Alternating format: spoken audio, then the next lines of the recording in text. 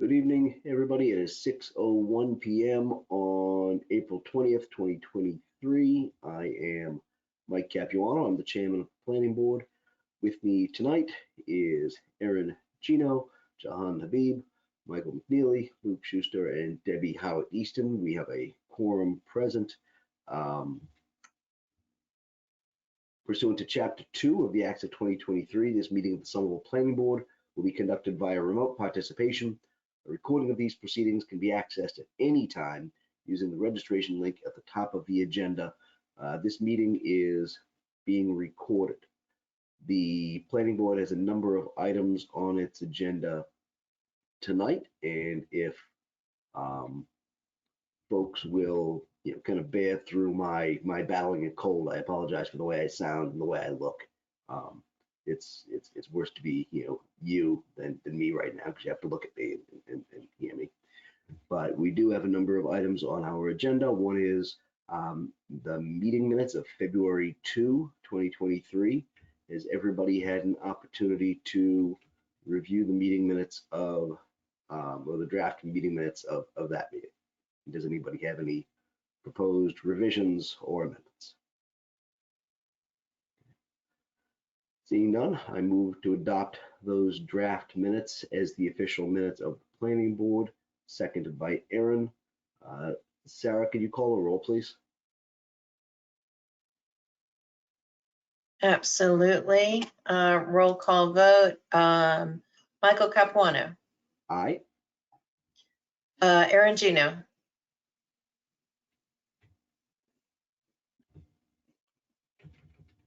Still can't hear you, Erin, but I think I saw an eye. Yeah, you saw an eye. Can you hear me now? Yes, there Great. you are. Jahan Habib. Aye. Michael McNeely.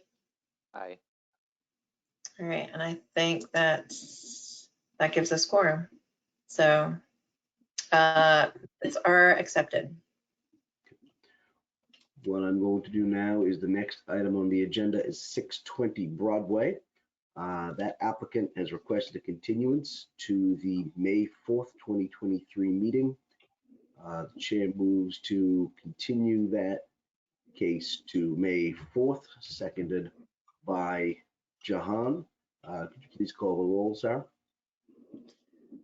Roll call vote for the continuance of 620 Broadway. Michael Capuano. Aye. Erin Gino. Aye. Jahan Habib. Aye. And Michael McNeely. Aye. Okay, we have 4 votes to continue. That agenda item is continued. Next up, next on the mic is my man Hank. We have a question from Debbie. Sorry, through the chair. Debbie, yes, Debbie. Sorry, I'm scrolling between screens. Can't hear you.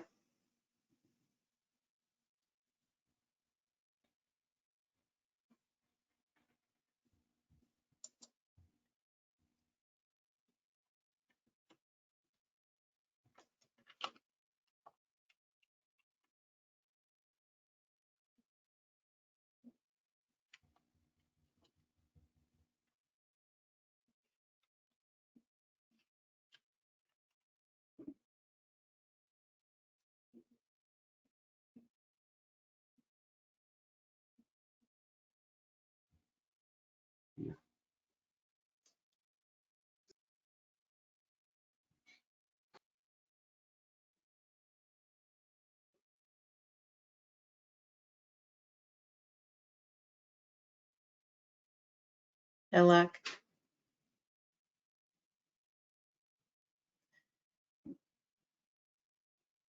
If it works later, you are always welcome to rephrase your re-enter your question.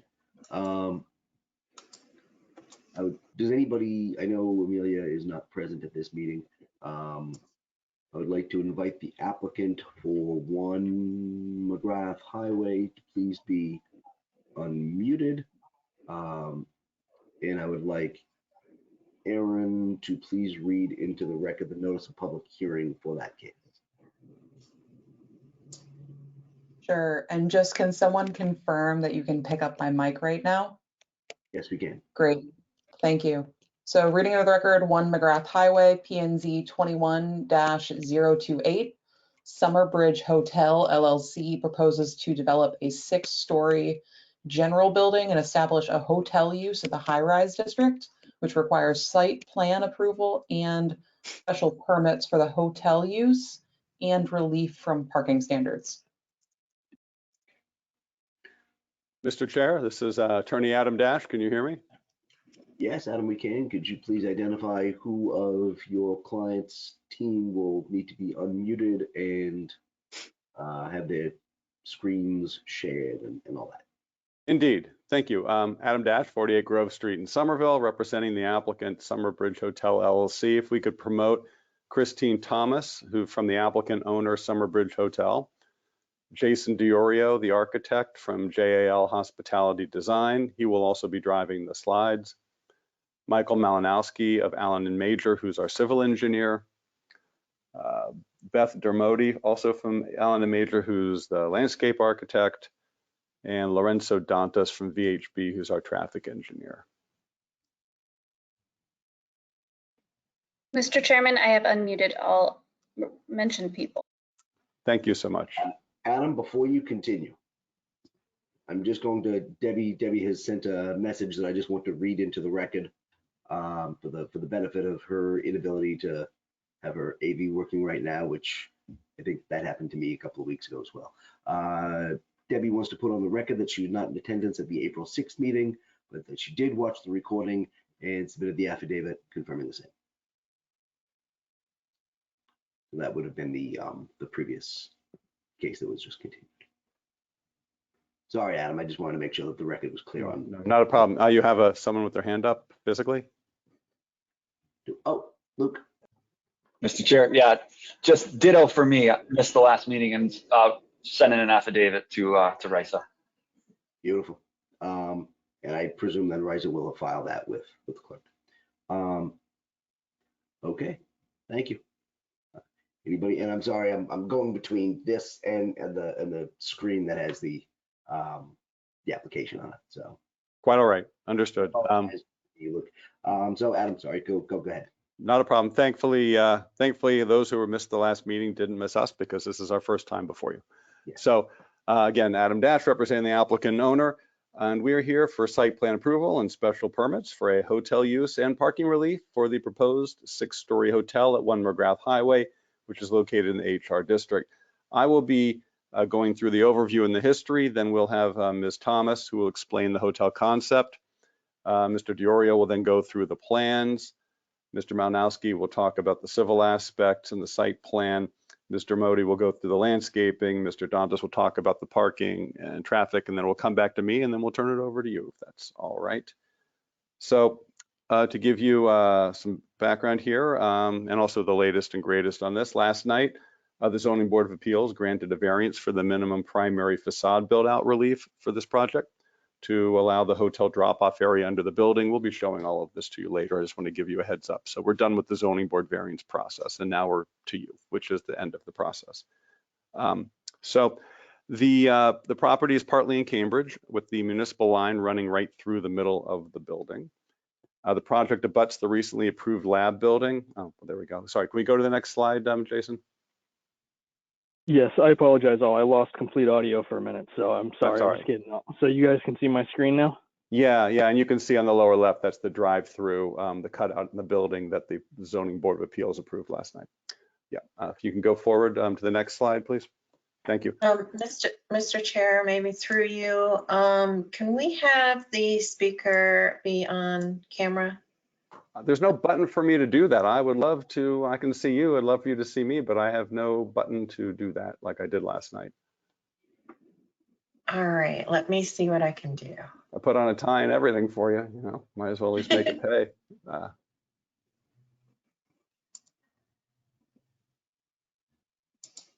I'm sorry to have slowed you down. Please keep going, but we'll try to get this remedied. Mr. Chairman, through you, I'm so sorry to also interrupt. Mr. Dash, I have promoted you to a presenter, so you should be able to share your screen. But Mr. Diorio is sharing his screen too, but thank you. I'm sorry. So turn on your video camera. Yes, and Adam, we can see you now. Excellent, good, thank you, hello. So anyway, so the project, as you can see, there's the property circled in red, which is on the Somerville-Cambridge line, actually the line running through the property. If we go to the next slide. That is the property outlined in red. It abuts the recently approved lab building at 15 McGrath Highway, which will go up to the left of the building. Both projects will be sharing an exit driveway to reduce the number of driveways, but that of course requires both projects to be approved.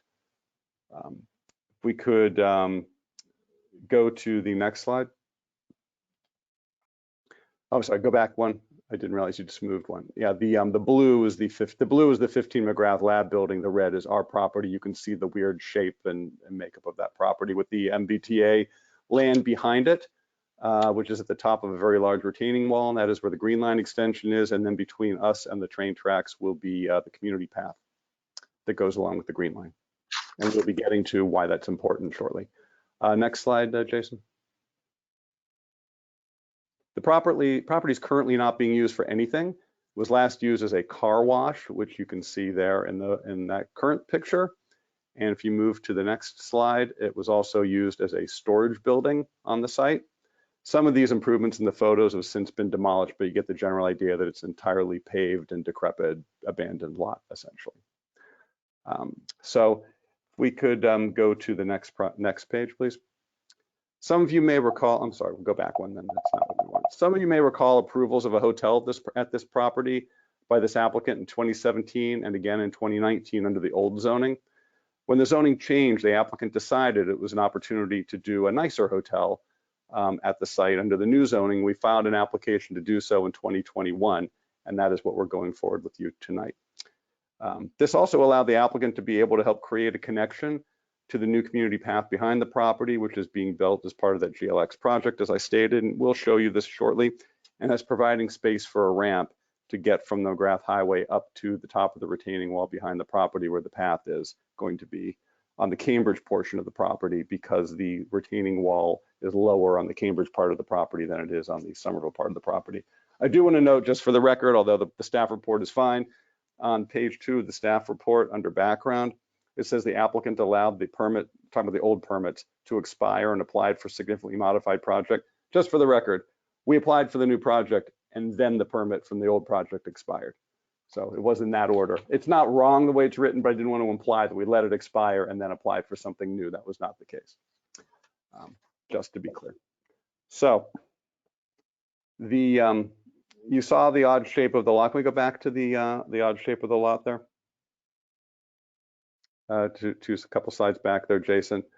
And the reason why I want to show you this is this does sort of dictate why the building is where it is and sort of the way the lot lays out. That because we have the odd shape of the lot, there's also some contamination on the site, which is we're dealing with to remediate. The building, I should note, is 6 stories, but it is still under the height limit for the HR district.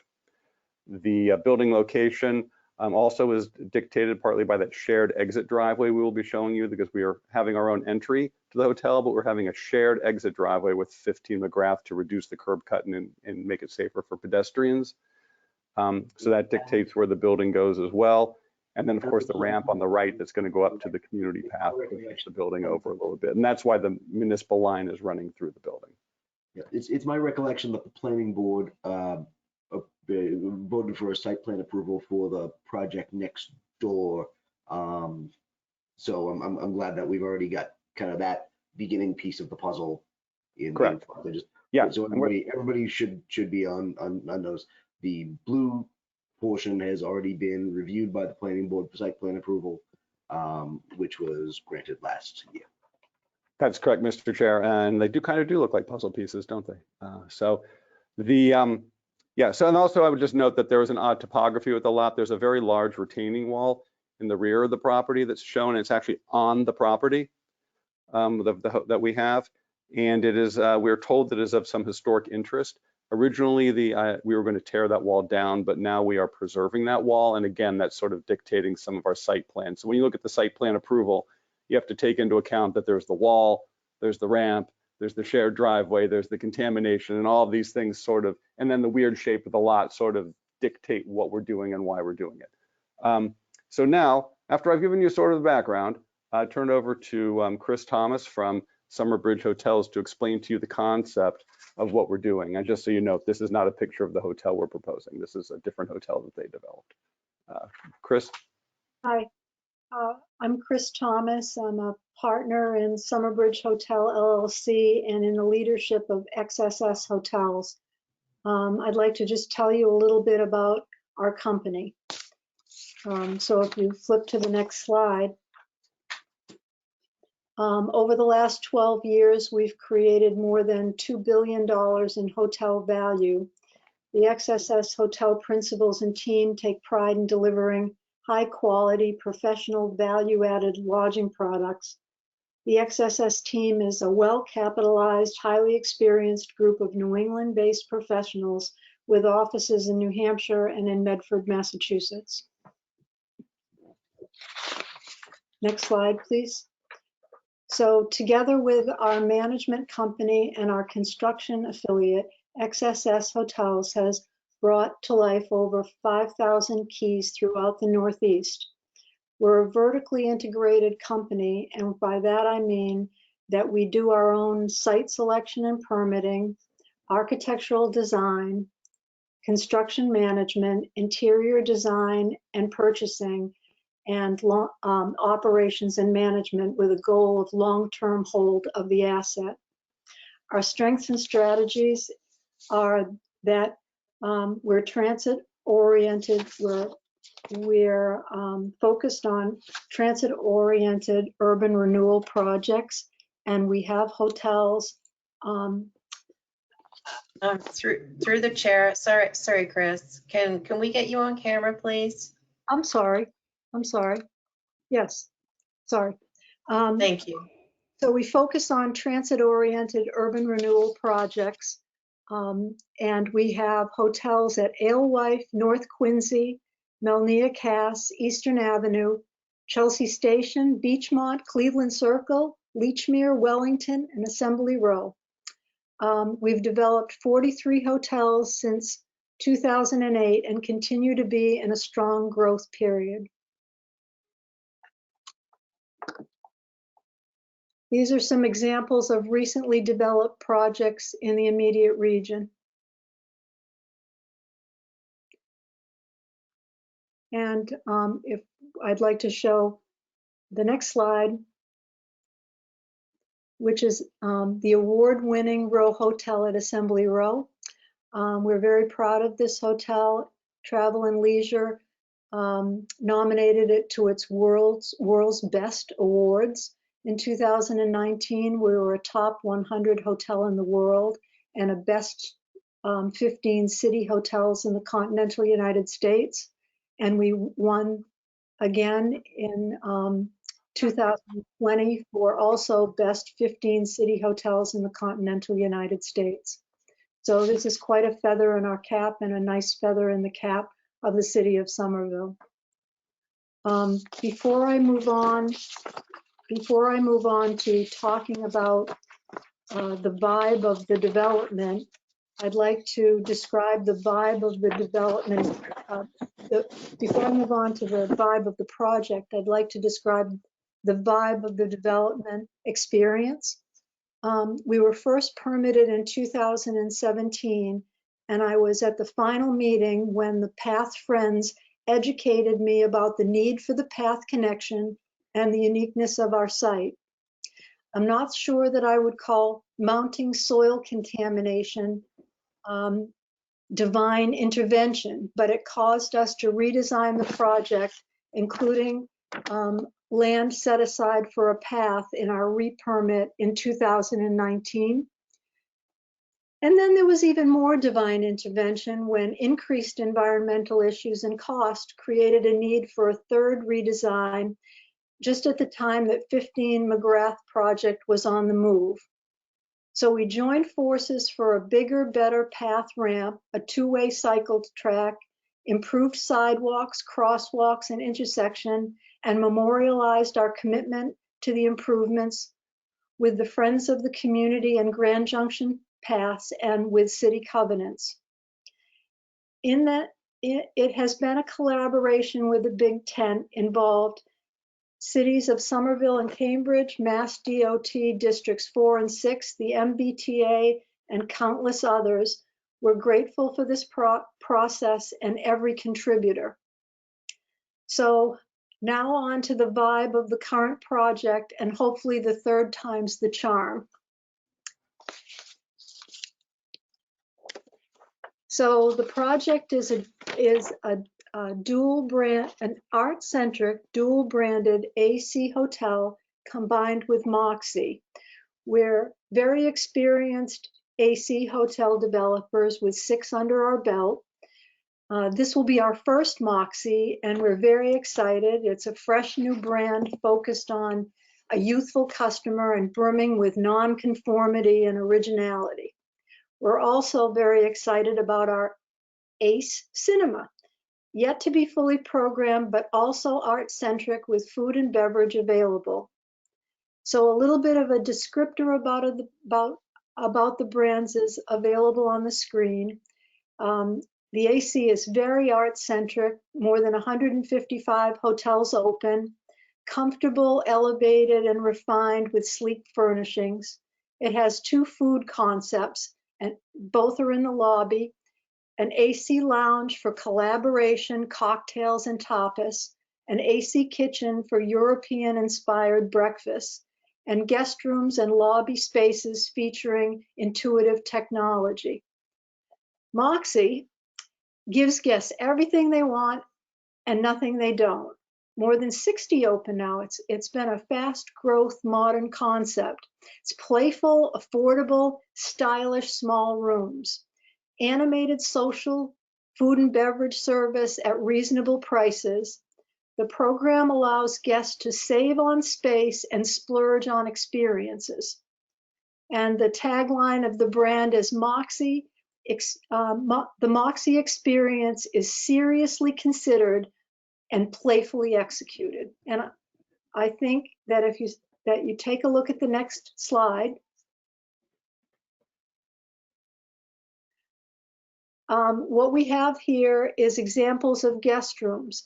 The top 2 slides are AC hotel rooms in our portfolio. And as we haven't built a Moxie, I borrowed from other developers a couple of Moxie guest rooms that you can see it's a more compact size unit, but accommodations that complement each other. If you're looking for space and a little more, space is really the big difference, but a little more appointment, that you have a choice of which way to go and which price point you want to seek. So, next slide. Do you mind if I ask a question on that? Sure. How do you foresee, and again, I apologize for my voice. How do you foresee having 2 different hotel concepts in the same building? Do you intend to go kind of floor by floor or side by side, or? It's side by side vertically, and the separate elevator accessibility. Both hotels have the ability to check in on your phone. You never even have to come to a front desk to check in, but there's a front desk available.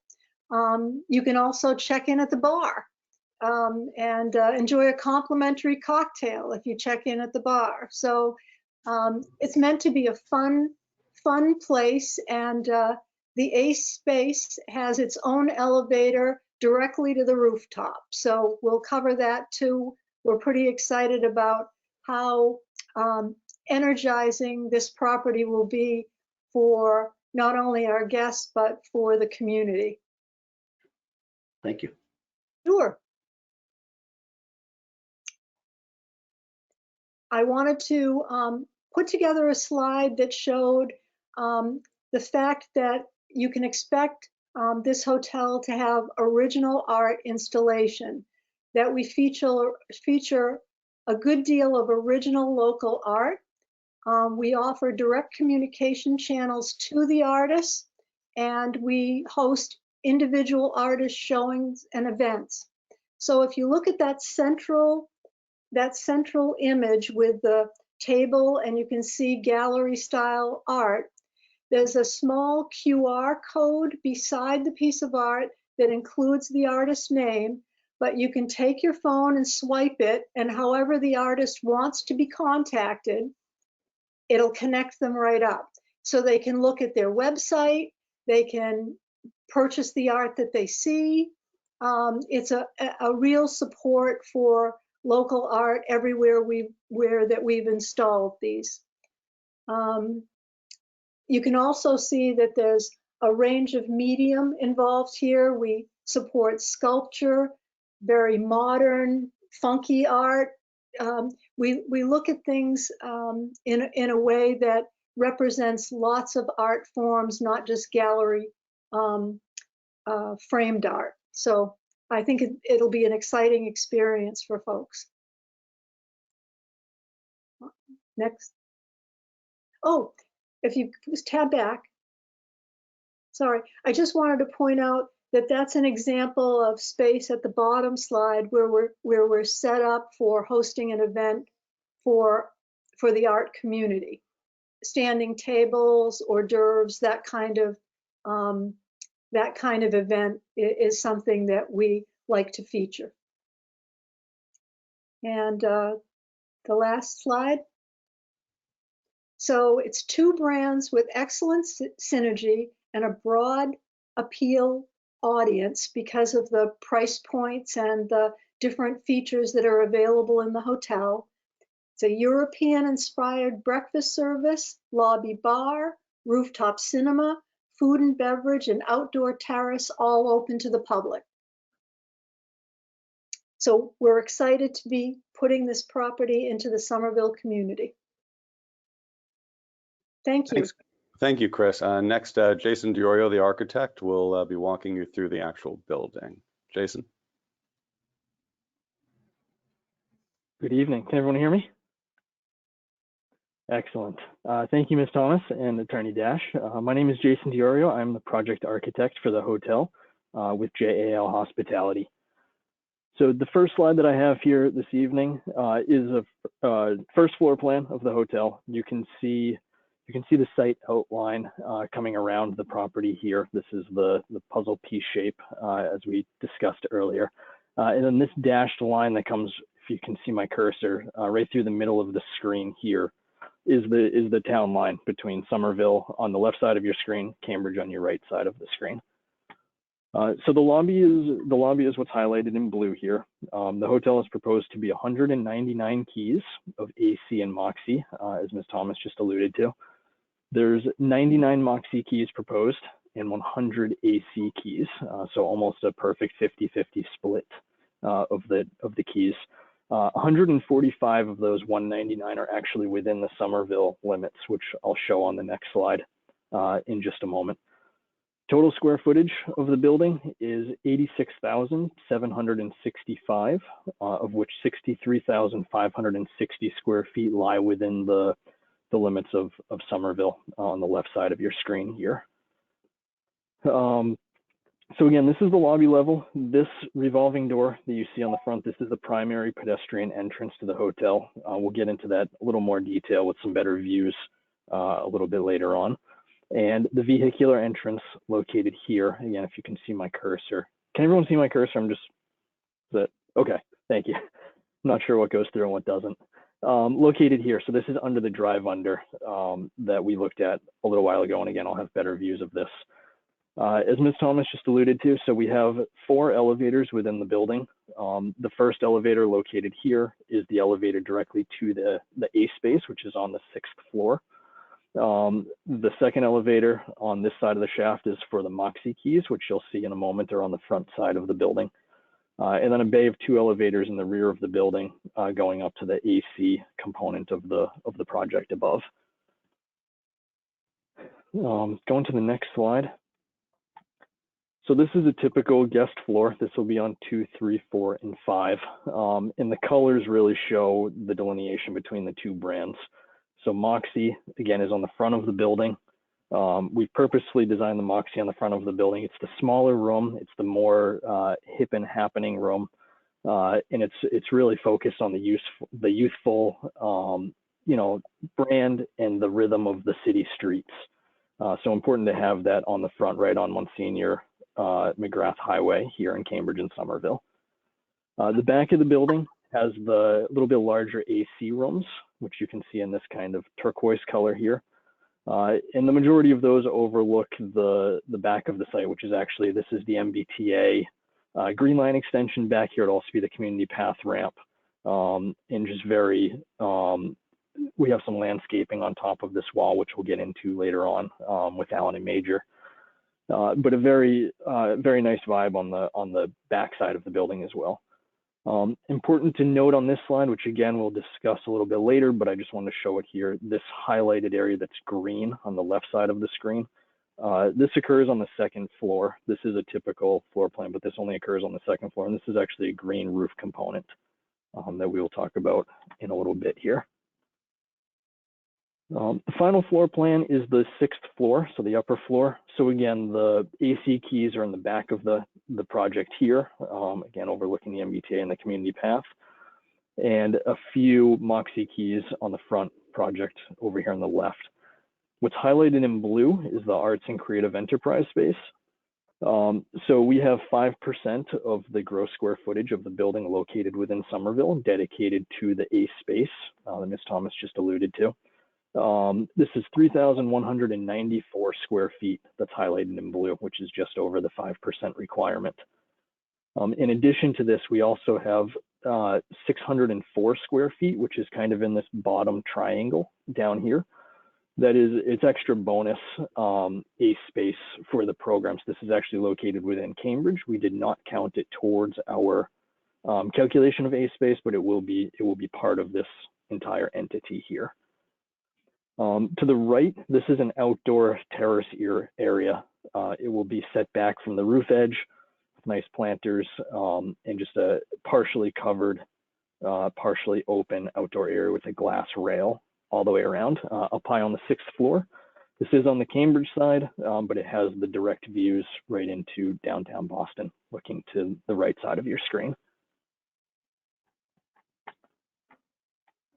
Moving up to the roof, this one I wanted to show this slide tonight just to show we have energy recovery units on the roof. We will have some rooftop equipment up on the 6th floor.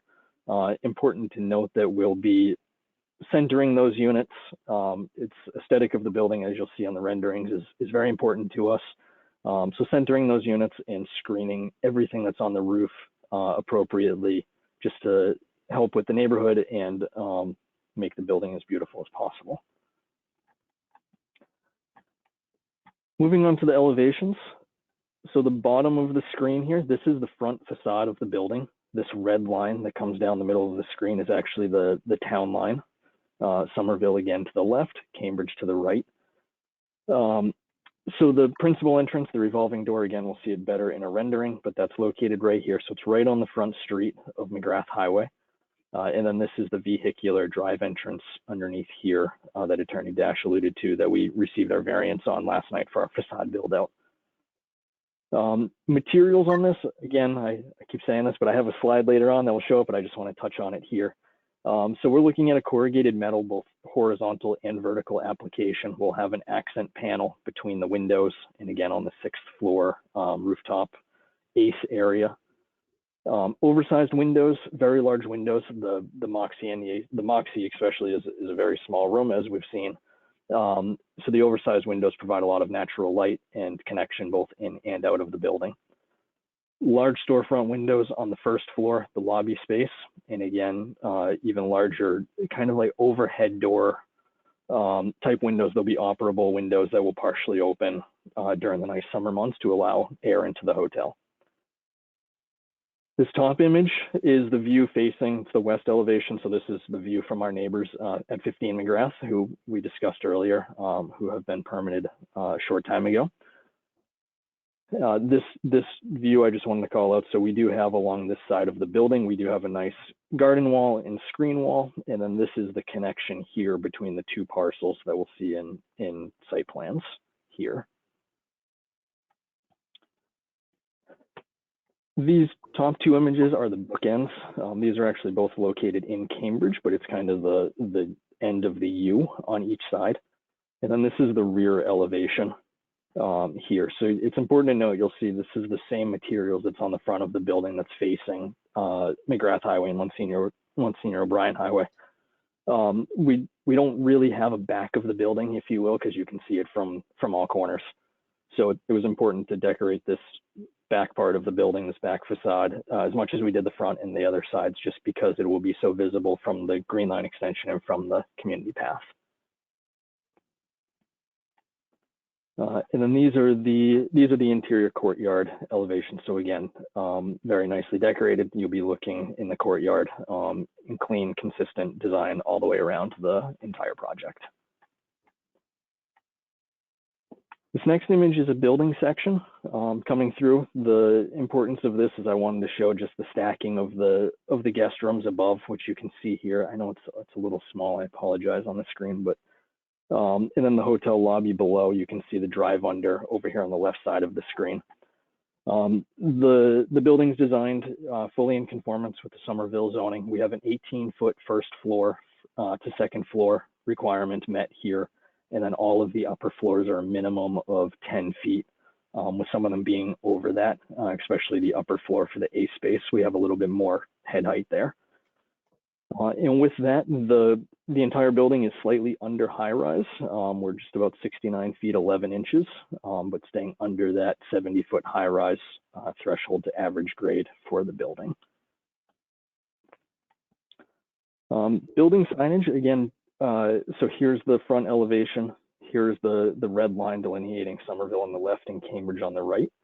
So we have one wall sign located within the Somerville site. So that's located down here, which is blown up here. This is the AC Hotel sign over the vehicular drive. It's the only wall sign in Somerville. The Moxie is in Cambridge here. And then we also have an address sign, which is located directly over the pedestrian entrance here, the single door beside the revolving door. And it will be Somerville address with the number 1 for 1 McGrath Highway, which is very exciting. And now we get into the fun pictures. So this is a rendering of the front of the building. So again, this is McGrath Highway and Monsignor O'Brien. So you can see the different corrugated panels that I spoke to a few minutes ago. So horizontal, darker panel, and then a lighter vertical corrugation. An accent panel in the middle, and then a nice accent on the top. You can see these oversized, larger operable windows on the top up here for the A space. You can also see this is a portion of the covered rooftop terrace above, and the rooftop terrace is beyond. Down here is the revolving door. So it's our primary pedestrian entrance, and underneath the building is the vehicular entrance here. And I have a better view of this as the next slide. This option was the UDC's preferred option of our 3 that we presented to them. We worked closely with them and took a lot of their comments, all of their comments. And one of their big comments that I wanted to call it today was this jog in the middle of the building here. So this is actually just about right on the Somerville-Cambridge line. So the EDC was really excited about that, how it kind of, the building actually spoke to what's going on the site. Here's there's a up close image. Again, the primary pedestrian entrance over here on the revolving door with the number 1 for 1 McGrath Highway address sign directly above, and the vehicular entrance underneath the drive under here. So again, in collaboration with the UDC and our civil and landscape architects, we spent a lot of time focused on this public realm. So we've really looked at paver patterns and standards for that, as well as stamped concrete and a nice design of line work moving through this area. So given a very nice public realm, pedestrian and vehicular entrance with aesthetic and safety in mind through this whole entrance here.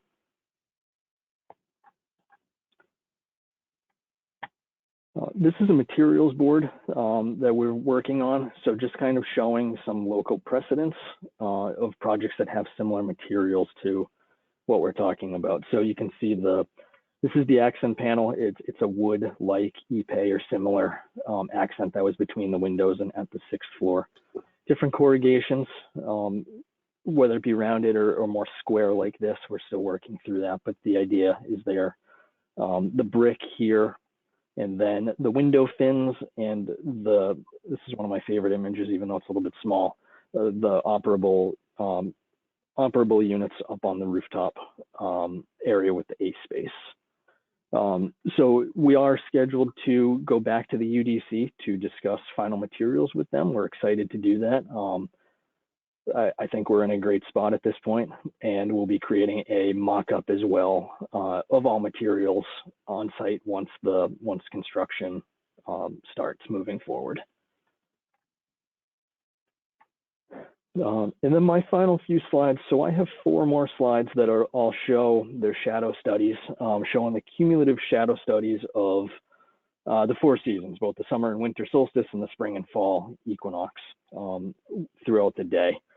So this is the March study. So really showing that we're casting a little bit of shadow here, but the majority of our shadow is actually going onto the MBTA in the community path, which is a great spot. It will provide some shade in that area, a good resting spot. And the ramp, which we'll see shortly, is down here in this corner, which is great.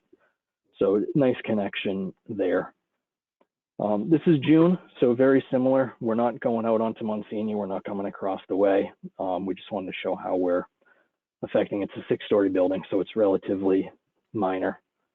September is a little bit deeper coming out, but again, relatively minor on the surrounding context and surrounding buildings. And the final one is December. So again, shadow's always going north, northwest. And that's all for me architecturally. I will turn it over next to Michael Malinowski with Allen & Major. Thank you all for your time. I appreciate it.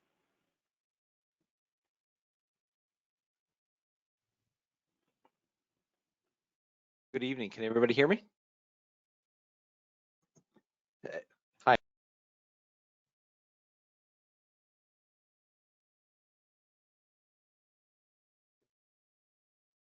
Michael, I think you might have cut out.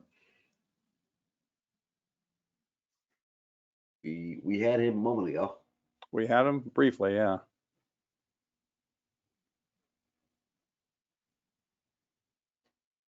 You there, Michael?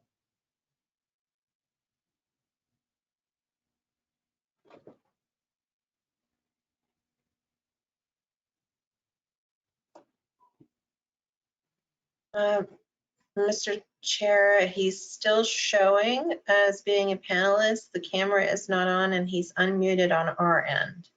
And Michael, you have to click the, in the upper right, you'd have to click the, both the camera button and the microphone button on your end, if they're like orange, until they turn green.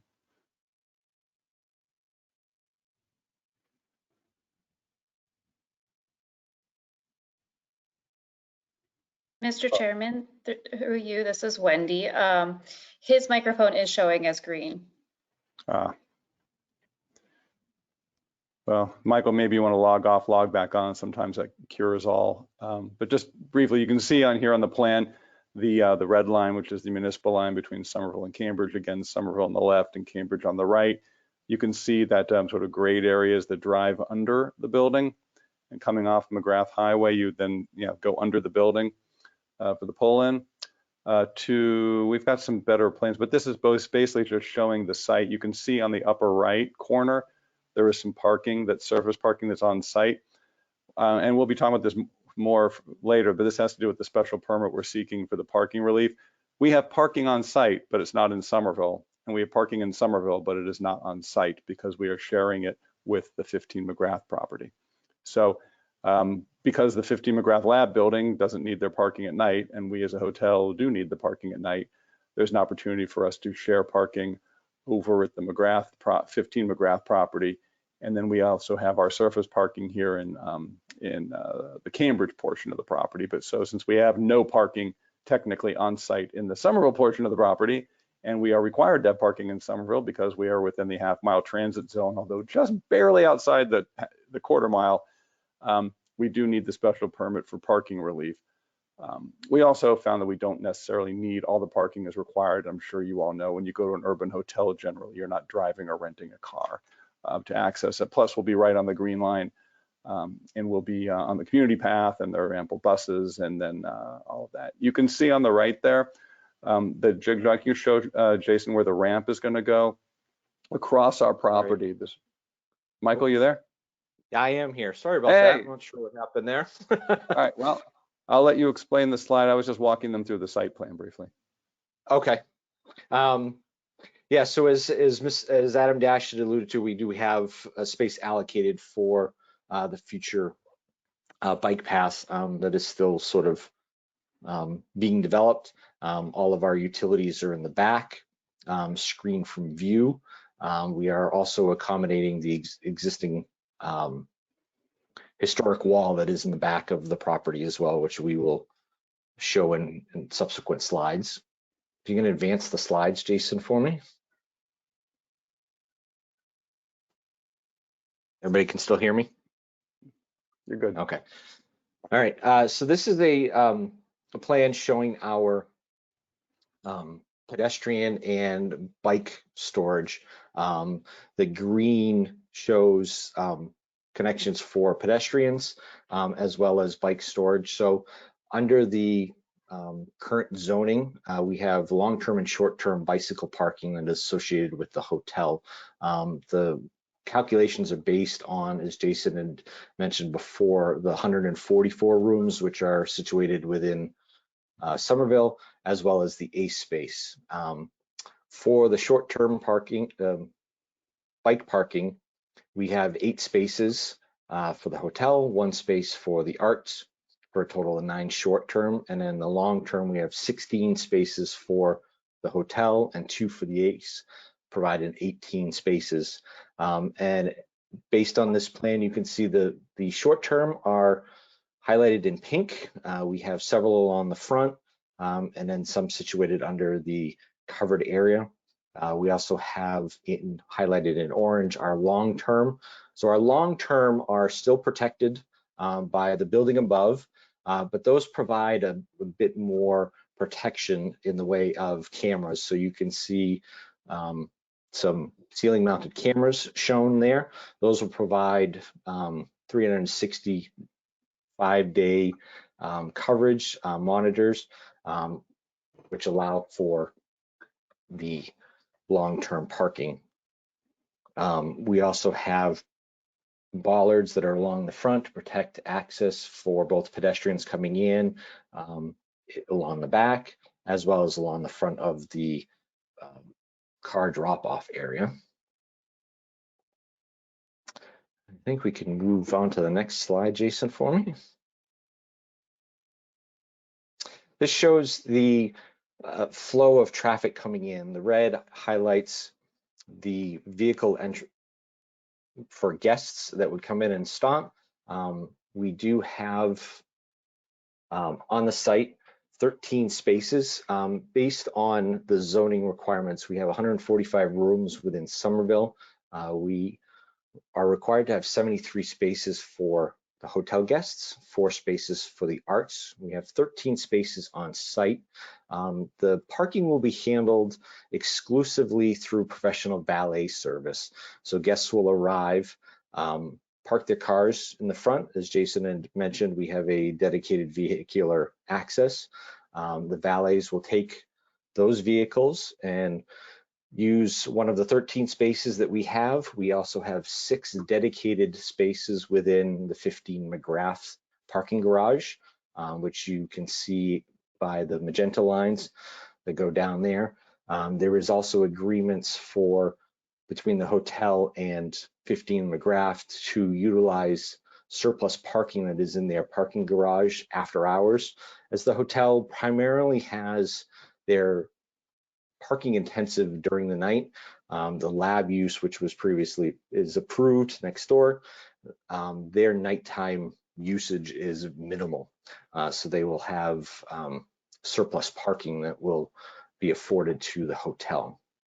And so I know you were talking about Yes. the 3 spaces for the hotel use and a couple more for the ACE space. And then you're talking about having 13 spots on site, which I think is the spaces kind of in front of the building on the middle portion there and in the back.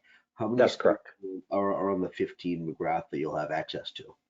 So we have 6 exclusive spaces there, and there's also agreements to utilize their surplus during off-peak hours. Chris Thomas can explain more of the logistics of those agreements, but we foresee that the vast majority of folks that would reside at the hotel are primarily being dropped off by some sort of car service, either Uber, taxi, shuttle service. So we don't envision a whole lot of guests driving themselves to this location. It's primarily a transit-orientated hotel, so most guests would be dropped off for their stay. Sure. And should there be guests that actually bring their cars, because it is 100% valet, when they are ready to check out, valets would retrieve their car from either the surface parking area there or in the garage and situate it so it'll stop and be directed to the immediate egress point, which is the shared egress at 15 McGrath. So there'll be no misunderstanding as to where they're going. They will also be provided directions should they need it as to how to leave and which direction to head up, either McGrath or Monsignor, depending on their final destination. All of the parking and bicycle requirements were thoroughly detailed in both the mobility management plan and the PAT plan, both of which received CRM approval, which allowed us to be at this meeting. If I can, Jason, go on to the next slide for a minute. Thank you. Just a quick overview of our utilities. We have electric that is shown in magenta. That will be pulled from an existing service within the intersection on McGrath, around the building to switchgear and transformer, both of which will be screened from view, so you will not be able to see that from the street. Water service is being pulled from a municipal line within McGrath, as well as utilizing an existing sewer connection that was for the old car wash. Stormwater is shown in green. It's a combination of detention and infiltration. The infiltration is primarily in the Somerville side, sort of in the area that's exposed to open air and not beneath the building. All of the inlets will be fitted with hydrodynamic separators to provide treatment for stormwater, and the overflow connection goes back out to the municipal system in Cambridge. This system has been designed to Somerville standards, Cambridge standards, as well as state of Massachusetts stormwater standards. As part of our submission, there was a detailed drainage report submitted, which provide hydraulic calculations that show that we are meeting our pre and post rates, as well as an extensive operation and maintenance manual that will be followed for the maintenance of the system. I think that is it for site, unless anybody has any questions. If not, I will turn it over to Beth Dermody, our landscape architect, who can review the landscaped items for you. Yeah, Beth, you want to turn your camera on and walk us through the landscaping? Hello, good evening. I turned on my microphone. I don't see, oh, there is a camera button. Okay. Let's see. Here I am. I'm a little dark, but I'm here. Okay. Okay, good evening. I'm Beth Dermody from Allen and Major. I'm a landscape architect, and I've worked with the team and closely with Mike with the civil, and I can walk you through the landscape for the site. I'd like to start at the back where we have the retaining wall, and we have a nice area where it's fully landscaped. At the very back of this area, it's kind of a layered effect. The back will be our nice tall evergreens. We have some native arborvitae, we have native eastern red cedar, Juniperus virginiana. We have a layer of shrubs and deciduous trees. We have Betula nigra, which is a river birch. And then in the middle, we have 3 Amelanchier canadensis, which is a nice white flowering spring serviceberry. And then in front of that, we have some black-eyed Susans for some color in the summer. And in front of that, we have Juniperus horizontalis, which would be a nice creeping evergreen over the wall. We've kept these as natives, adjusted as we needed to, and we've received our green score credit, so that's good. If we move down to the side, we have a layer of shrubs and grasses. We also have another Amelanchier in the front. There's a nice spring flowering tree right there at the front, at the sidewalk. And then we go back and we have some red twig dogwood, and we have some Panicum virgatum, which is a switchgrass. And then we go back to the red dogwood and some more Panicum. So that's a nice kind of layer of shrub area. And in total on here, we have 44 trees in Somerville in these 2 densely planted areas. And we also have a green roof. Now, if you can imagine the roof space kind of above where that strip of shrubs is next to, this is kind of a multi-layered view, but there is a 2nd-story roof above there. And if you go over to the right side of the screen, you'll see a green area. And we've planted the green roof with 2 native ground covers. There are wild strawberries in the first row, and in the back we have some Carex pennsylvanica, which is a grass. And the green roof, they're not pre-planted trays. These are deeper trays, and the shrubs will actually, not shrubs, the ground cover will actually be planted in the soil media. And the soil media is 6 inches deep there, and also includes a drainage layer, which makes it 8 inches deep total. So that is most of the landscape. Beth, can you just, I would just note for the board, we're only showing you the Somerville portion of the property with the landscaping. And you can see along the bottom, those street trees there that are all in Cambridge. That's all, we're not going to get into all of that, obviously. Well, this project still has to go through the Cambridge board as well. But just to let you know, what you're seeing isn't everything. You're just seeing the Somerville bit. Yeah, Sorry. that's correct. We wanted to focus on Somerville. So that's why we have the areas colored. And if you have any questions, I'd be happy to answer. Otherwise, I think that's all for landscape for now. Thanks, Beth. And as I said at the very beginning, the locations of the building and all these things are dictated by a number of factors with this sort of oddball site. So that's why you're seeing things where they are.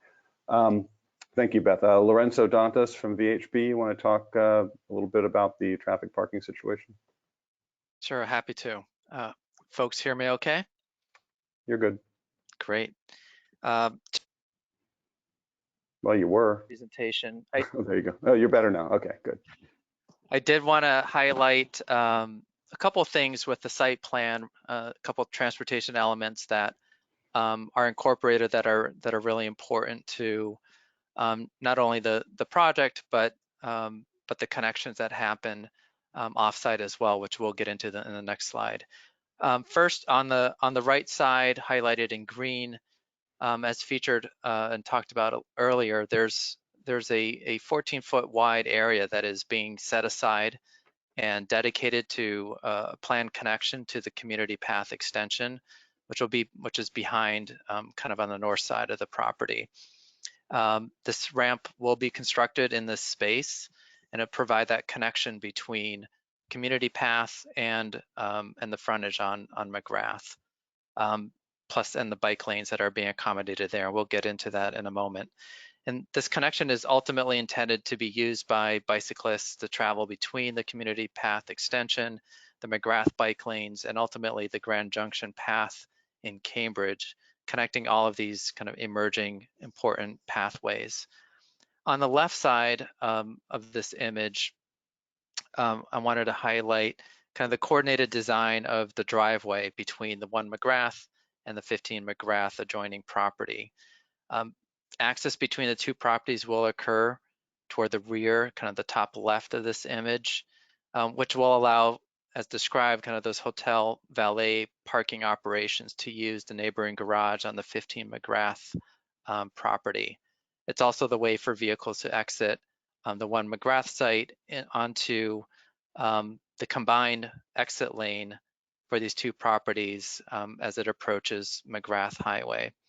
This consolidation and shared driveway is actually a pretty important element for a couple of reasons. One, it allows for that more narrow curb cut along McGrath, and thereby creating a shorter crossing distance for pedestrians there, and as you'll see in a moment, for bicyclists as well. And also from a traffic standpoint, it allows for that improved operation at the signalized intersection by eliminating the need of having a 5-phase signal operation, which is how it's operated in the past. And essentially the liquor store parcel on 15 McGrath had its own phase, the car wash had its own phase, and that just adds complication to how things operate here. This simplified operation also allows for the coordination of signal timing with the upstream signals on O'Brien Highway. So you create kind of a coordinated system between not only this intersection, but the locations further east of here. So let's review the offsite transportation elements shown on the next slide. So the traffic study as documented in the approved TIS for this project indicated that this project's vehicle trip activity won't adversely impact the area's traffic operations, yet operational and safety improvements are proposed and actually under design at this intersection of McGrath, Rufo Road across the street, and the new project driveway. From an operational perspective, signal timing and phasing changes are proposed, as well as the introduction of an eastbound left turn lane for traffic, kind of seen in the middle of the figure. Also, very importantly, a new pedestrian crossing will be introduced on the east side of the intersection where there currently isn't any. And that ultimately also becomes a bike crossing as well. The roadway is also going to feature separated bike lanes, which partly are being installed as part of the Mass DOT project that is resurfacing McGrath Highway at the moment, and as seen kind of further east on O'Brien already. What this project does introduce is kind of modifying that frontage along the 1 McGrath property to basically extend that curb, creating a two-way raised cycle track that will ultimately connect to the ramp and, as noted, kind of the bike path and the crossing at the intersection. And that becomes a really important connection between these biking systems. And then another key feature to the improvements that are being implemented here is the introduction of 2 floating bus stops on the far side of each of the legs of McGrath Highway. These are going to serve the Route 87 bus, which folks may know it connects Leechmere, Union Square, Davis Square, and Arlington Center. The floating bus stops essentially allow buses to not have to pull off of the street or their travel lanes, and allows for faster boarding, alighting, and return to traffic. And these modifications are all intended as a joint effort by the developers of 1 McGrath and 50 McGrath. As mentioned, these elements are already under MassDOT design review and are receiving input from both Somerville and Cambridge staff in those elements. And so just as a conclusion on the transportation side, I mean, the property is well served by multiple transportation modes. This project is essentially completing and enhancing a lot of the elements that provide safer and better connections. It's building out that long envisioned bicycling and walking connection between the community path extension and the Grand Junction path connections. And essentially it's aligning with the vision of transforming kind of McGrath from being a highway to a boulevard. Back to you, Adam. Thank you, Lorenzo. So as has been shown, the proposal meets the requirements for the site plan approval that we're seeking, the special permit for the parking relief as described, and then obviously the hotel use requires a special permit in the HR zone. This will be great. This will be a great improvement to this blighted site and create a gateway to the city, which works in harmony with the 15 McGrath Lab building. Coming next door is both a hotel for the lab buildings and also for the emerging Union Square and Boynton Yards developments, and as a way to reduce the number of driveways and facilitate bike and pedestrian transit. The project provides a host of public benefits. Just to sum up, fewer curb cuts, one combined exit with 15 McGrath, allowing Department of Transportation to remove one cycle from the light at McGrath and Rufo Road, allowing for that ramp to access the path, providing wider sidewalks on the Somerville portion of the property, adding landscaping to a site which currently has none, providing the arts and creative enterprise space. And I would note that today the developer signed an economic development covenant with the city of Somerville to provide certain payments and improvements as part of this project. This has been a long collaboration, as you know, going back to 2017, basically, this project. It's been a big collaboration with the owners of 15 McGrath, the cities of Somerville and Cambridge, the State Department of Transportation, and the Friends of both the Community Path and the Grand Junction Path. And it meets a lot of the needs and the goals of all those folks. The hotel meets Summer Vision 2040's goals and the intent of the HR zoning district, and will be a benefit to both Somerville and Cambridge with few negative impact. Therefore, we ask that the planning board grant the requested relief. Thank you. Adam, thank you very much for the presentation from the team. I don't anticipate that. I do appreciate that you letting us know that the covenant has been signed, because as you know, it's the planning board's practice not to vote on any applications where a covenant is outstanding. So I'm glad that that's taken care of. It's also that's why I drove it to the law department personally today and dropped it off. Fantastic. It's also not the planning board's intent to vote on this project tonight, though. We do want to solicit testimony and bring it up at a probably our next meeting, because it's a big project. It's not just a small triple deck or anything. But at this time, I'm going to reserve my comments and questions right now until after I hear from the public. But I don't know if anybody else on the planning board has anything that they would like to raise at this time before I open it up to public testimony. I'm going to make all of your boxes bigger so I can actually see you. Jason, you want to stop sharing so people can see each other? Actually, I like having the. Okay, we can leave it up. That's cool. I see Aaron's head. No.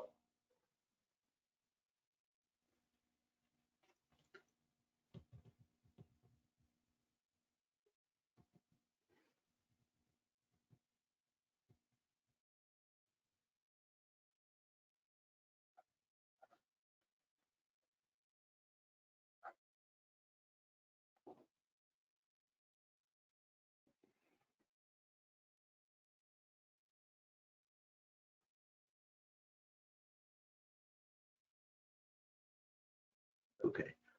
Erin is going to reserve her question until after testimony. Does anybody else have anything they would like to ask of the applicant or of staff before I open it up to testimony? Okay. Seeing none, what I'm going to do now is open up this hearing for public testimony.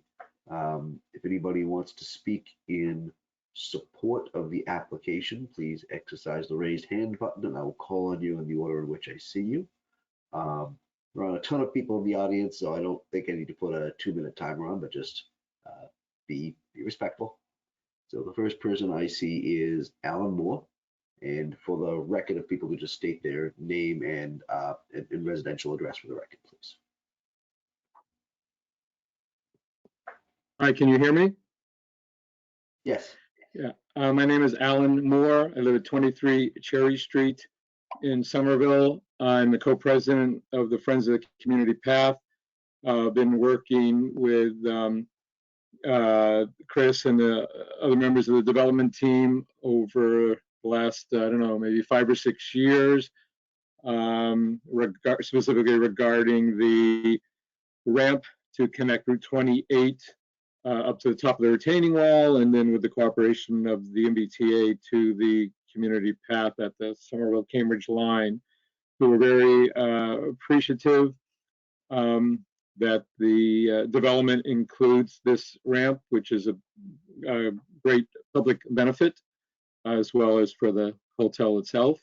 So I am in support to the degree that I understand what they're asking for. It seems reasonable to me. I can't think of any downsides, and the hotel development of this site as a hotel will allow this ramp, this important ramp, and public access to exist. So I support the project.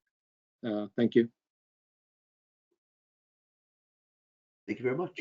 The next person that I see is Carl Alexander. So if Carl could please be unmuted.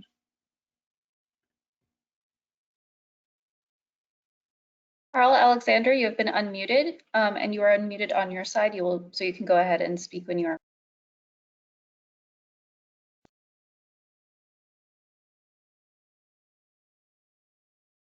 Hello, Carl. Sometimes this happens when we do this. So what I'll do is there will still be time to speak, but I'm going to give Carl one more chance and then give him the opportunity to come back. I will also be leaving the written record open, so if people are, for whatever reason, unable to provide verbal testimony tonight, you can certainly submit it in writing. So, Carl, can you try one more time? Okay, we will perhaps come back to you. Next person I see with their hand raised is Rob Dickey. Rob, you have been unmuted. Good evening. I'm Rob Dickey, 15 Davis Avenue in West Newton, Massachusetts. I am with Leggett McCall Properties. We are the developers of the often referred to lab project next door at 15 McGrath Highway. On behalf of Leggett McCall and our co-development partner DLJ, we are here in full support of this proposal. And as has also been mentioned on several occasions earlier by team members, this has been a long collaboration of the two ownerships and developers, and we have worked through a lot of details on the project, I think very thoughtfully, and we look forward to both projects being completed and all the enhancements to the area and public benefits that will go along with it. And I think maybe most important, which Chris mentioned, the community path connection, which I think is a very important part of the public benefit and also all the projects along McGrath Highway. Thank you. Thank you, Rob. I'm going to call on Carl Alexander again because I think he left and perhaps came back.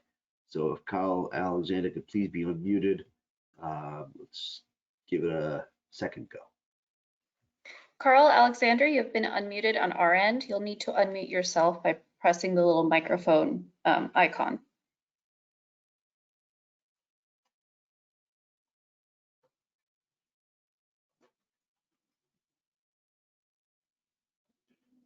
Carl, it indicates that you are self-muted,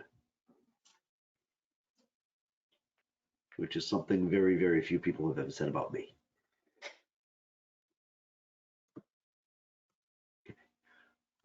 All right, well, we've lost Carl a second time.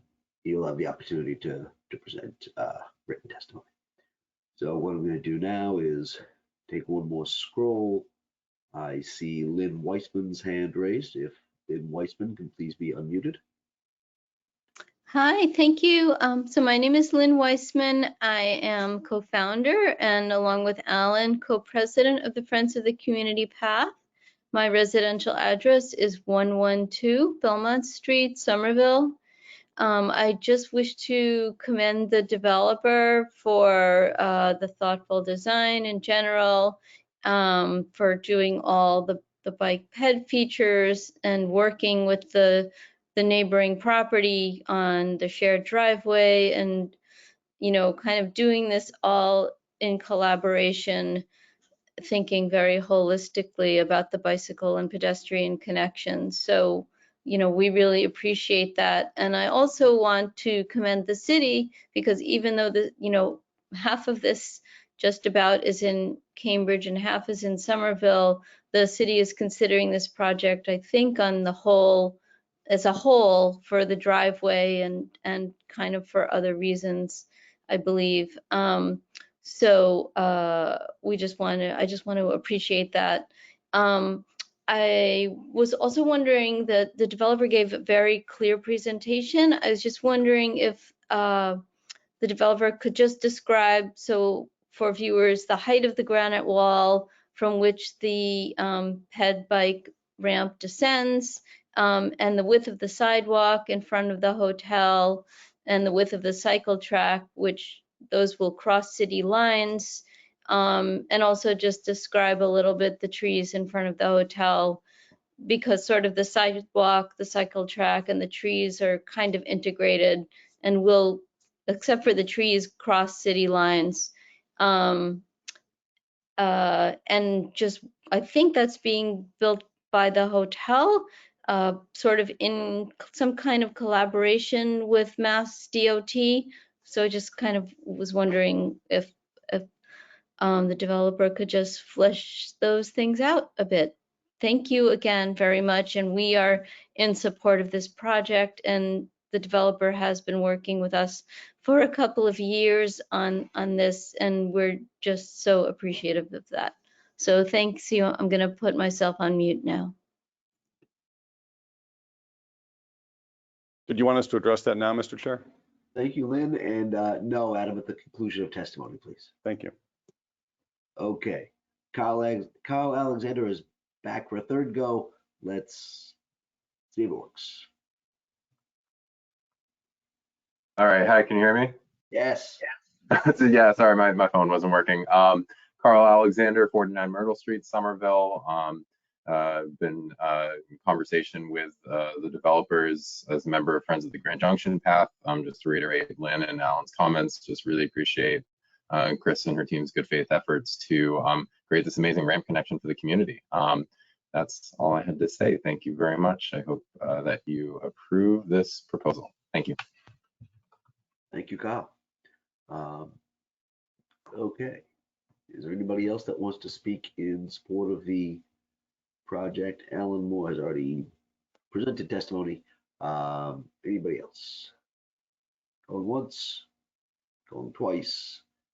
Seeing none, I will close that portion of the public hearing and open it up to anybody that wants to speak in opposition to the application or otherwise express concern. Please raise your hand.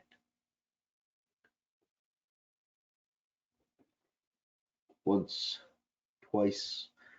Seeing none, I will close that portion of the public hearing and open it up to discussion by the planning board and staff, the applicant. And at the outset, Attorney Dash, a couple of questions were raised by a member of the public, and I was wondering if you might be able to address some of the questions that were posed. Surely. Thank you, Mr. Chair. Adam Dash again. I believe it had to do with the street trees, the width of the ramp, the height of the wall, the width of the sidewalk, and who's doing the cycle track, which sounds like it might be multiple people on our team. Chris Thomas, do you want to start about who's doing what with the cycle track and the bicycle improvements? Sure. So let me start from back to front. The path is 14 feet wide and the ramp, the wall height is 12 feet high. And so it'll be making that connection. The actual cycle track and tree planting and ramp construction will involve a lot more people than the developers of 1 McGrath and 15 McGrath.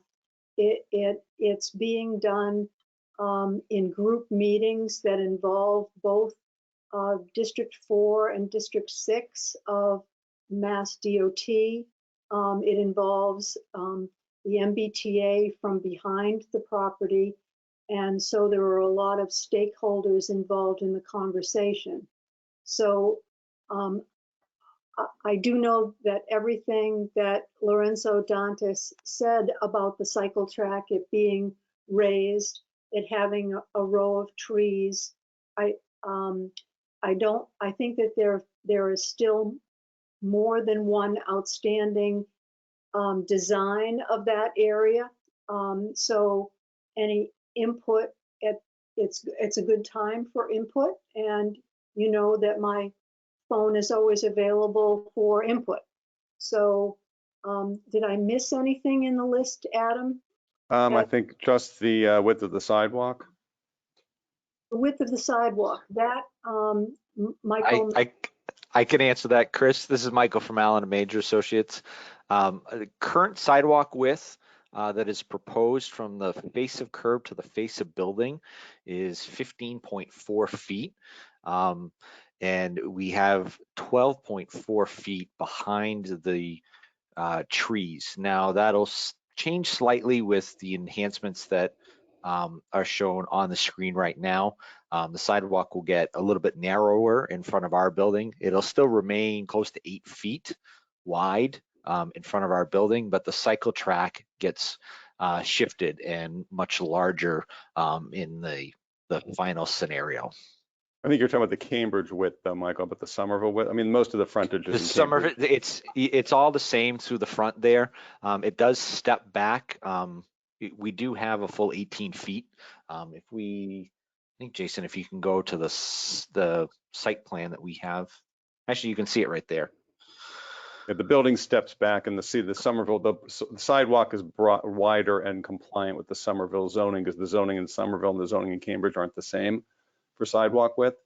So the building steps back in Somerville to allow for the sidewalk to be Somerville compliant. Yeah, which we have a full 18 feet from face of curb to building face within Somerville. Correct, but most of these items are in the Cambridge side of the properties. You can see the way the property line goes, most of the frontage just happens to be in Cambridge just because of the way the municipal line runs. So I think that addressed all of Ms. Weissman's questions. And the street trees, they're currently shown to be pin oaks right now. Again, yeah. To be determined by the design of the cycle track. Right, keeping in mind that's all off-site improvements that we're certainly, in on. But as Chris said, not only does this have the fun of being in 2 municipalities, it's also in 2 different DOT districts. So because the line for the DOT districts also runs through the property. So we are dealing with a lot of people, but everyone wants to get to the same place here, and we're all, yeah. I'd like to say, but everybody's been great. It's been a collegial conversation of support of trying to make something that's complicated work well. And I'd like to go back and just, I think Lynn Weissman asked one additional question, was any information that might be available about the MBTA land behind.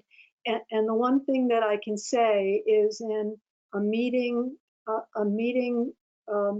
where the MBTA representatives I was speaking with were present, we in conversation when I mentioned that I was working on this project, commented how it was something that this was a project, the land behind was something that they were paying a lot of attention to. And I was very encouraged by that remark. And so I passed that along. Thank you, Chris. Thank you all. Aaron, did you want to try to revisit the question that you had earlier? You,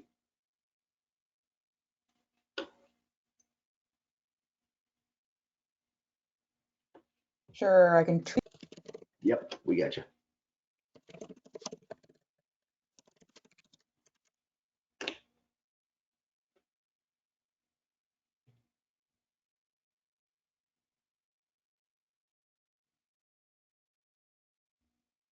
Okay.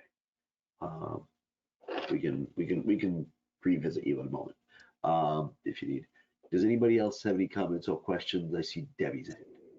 And Luke's. I saw Debbie first. Can you hear me? Yes. Oh, hallelujah. I'm not sure if this is a question for the development team or staff, and thank you very much for this presentation. It was great.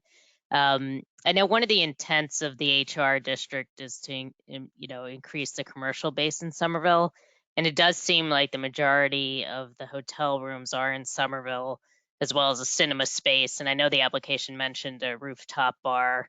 I'm not sure where that is located, but I don't know if maybe this is for staff, if they can explain how the tax revenue gets allocated through the building when you're on two, when you're in, when it's sort of split between two municipalities. Through the chair, I am not economic development, so I can't go into too much detail, but I believe it is done on a square footage basis of what the built area is in each municipality. So it is then divided along the municipal boundary. I would like to check into this to make sure I'm answering correctly. My experience comes with some of the North Point projects where they are accessed through Cambridge, but are actually in Somerville. So we have dealt with this situation before. I just need to verify how that is actually handled. Great, thank you very much. Debbie, anything else? Okay. Luke, I saw your hand earlier. Thanks, Mr. Chair. Overall, excited about the project. Thanks for the presentation. All things, seems like the type of development we need in this part of the city. Can someone, I'm embarrassed, I may have missed a key detail here, but can someone explain to me a little bit more about the art space? And is that somehow the city requiring that as part of this project? Or I see Sarah nodding. I'm a newbie, so I get to ask these embarrassing questions early on. Could you, I'm just curious for the backstory on that requirement, and I need just a little bit more detail on that. Through the chair, yeah, it is required by zoning that there be arts and creative enterprise space provided. I will let the applicant talk a little bit more, if that's all right, if that's all right with the chair, about what those actual uses will be.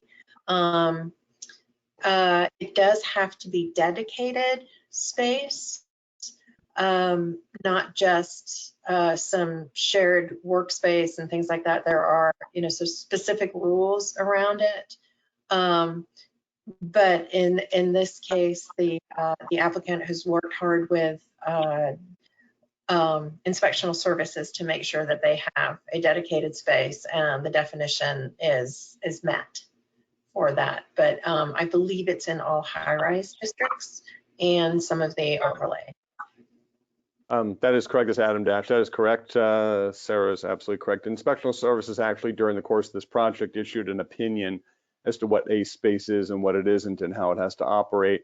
And we are meeting that, both percentage of the building in Somerville, as Jason showed you, even though there's additional A space in Cambridge, we're not counting that towards our 5%, but there is more than we're actually showing you in Somerville.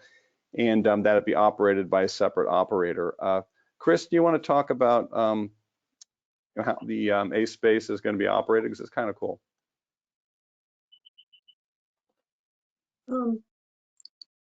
As I said, it's not fully programmed, but the idea is that this is an art-centric hotel, and so our goal is for that vibe in all kinds of mediums to be available and active and activated. And so I think that that you'll see a pretty fair amount of certainly cinematic programming of both maybe local producers having a venue to show their film, competitions for film productions, old classics for a vintage night kind of a thing, classic children's films maybe on the weekend. You know what I mean? There's a wide variety of things that we can do to appeal to a number of audiences. As I say, it's not fully programmed, and it may even include live entertainment on occasion, performance art. So we're excited about having the space dedicated to that. But the fact that it's an art-oriented hotel is it doesn't just apply to the ACE space. It applies to the vibe of all public space. The original art will be on the upstairs terrace. Original art will be throughout the lobby. It'll be something that guests in our other hotels that are ACs, take time to look at and appreciate, and good reaction of reaching out to artists when they see something they like and want to look at the collection of that particular artist further. So we're really quite proud of the initiative that we've been able to achieve elsewhere, and it will be represented here as well. Does that help answer the question?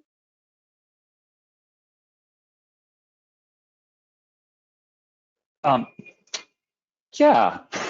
And maybe when you said it hasn't been programmed yet, I mean, maybe that speaks to what still feels somewhat vague in my mind. Like, it's not going to be a cinema where you're selling tickets to the public, right? And like the whole facade of this hotel mentions nothing of cinema or anything. So maybe when you say it's not programmed, like all those are the kinds of details just still to be figured out somehow, or?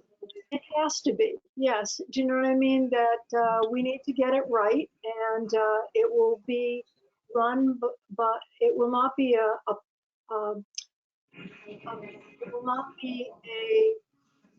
an amenity of the hotel. It'll be leased to a third-party operator that we so that it's operated as a separate space, not as a hotel accessory, and that's which is a requirement. That is a requirement. Through you, Mr. Chair, and I'll just wrap up my comments with this, that I say all of this with a large dose of humility because I'm so new to it again.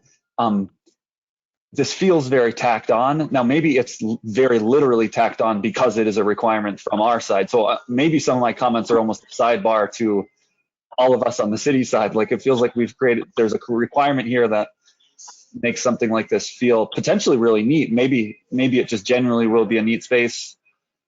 You know, alternatively, will it maybe just be an empty 6th floor thing that had to be created because it was a requirement? You know, just kind of can't picture what the future is ultimately going to be, but maybe that would be dreadful for the hotel. This is going to be active, energetic. We will have input into making sure that it supports the vibrancy of this facility, because anytime we've been in a position where we've had a tenant restaurant on a ground floor, we exercise input, because if a guest is staying at our hotel and they want to go experience what's there, and they have a problem, they can't separate that it's not a part of the hotel. So we need to make sure that it's operated at utmost quality that represents the quality of the hotel, because I don't need them coming back and accepting complaints against something that happens beyond my immediate control or beyond hotel manager's control. And I think what's causing maybe some of the issue would be that inspectional services determination is that these ACE spaces have to be separate operations, and they have to be, they're publicly accessible. So this is not just for hotel guests. It is a publicly accessible space. It has to be separately operated. So we're leasing it to a third party to operate it. And so it kind of feels tacked on as not part of the hotel operator, but that's a requirement that we have to do it that way. We have to have it. We don't have a tenant yet because there's no way to get a tenant. We don't even have an approved project at the moment, but we will have a tenant, and it will be required to be a space of a certain size in the location we're showing it, and we're telling you what we're looking to do with it. And that's at this stage of the zoning approval, that's all we can get. But before, obviously, it opens in certificate of occupancy issues that will all get ironed out.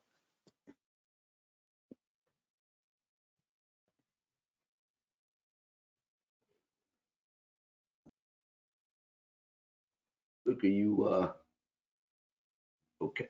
Yep. And just as a reminder, and Attorney Dash makes a good point, is we look at it in the zoning the capacity, right? Like, does this meet the requirements of what we have in our code?